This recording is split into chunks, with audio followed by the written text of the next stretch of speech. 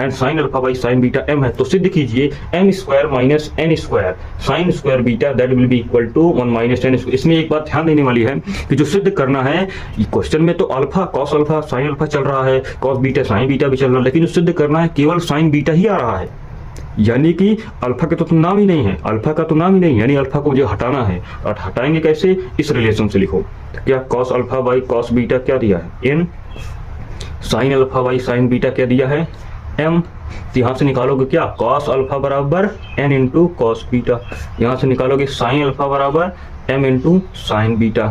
क्या कर दो, हमें पता है sine square alpha plus cos square alpha ये तो 1 होता है ना, साइन स्क्वायर अल्फा तो मतलब m साइन बीटा का होल स्क्वायर, यस और no, cos square alpha n square cos square beta बराबर क्या आ जाएगा 1 आ जाएगा। ठीक है, ये भी सही है। इसको देखो m square sine square beta plus n square, लेकिन देखो कॉस स्क्वायर बीटा को हम लिख सकते हैं 1 minus sine square beta that will be equal to 1। इसको लिखोगे m square sine square beta plus n square minus n square sine square beta that will be equal to 1। ठीक है, इतना सही है। अब एक बात ध्यान दो, क्या क्या हम साइन स्क्वायर बीटा कॉमन ले सकते हैं, हो जाएगा m square minus n square that will be equal to 1 minus n square. इसको और थोड़ा अरेंज करके लिख दो तो ये हो जाएगा sine square beta that will be equal to 1 minus n square. बस यही सिद्ध करना था। तो इसमें इस क्वेश्चन में कुछ नहीं था, सिंपल है।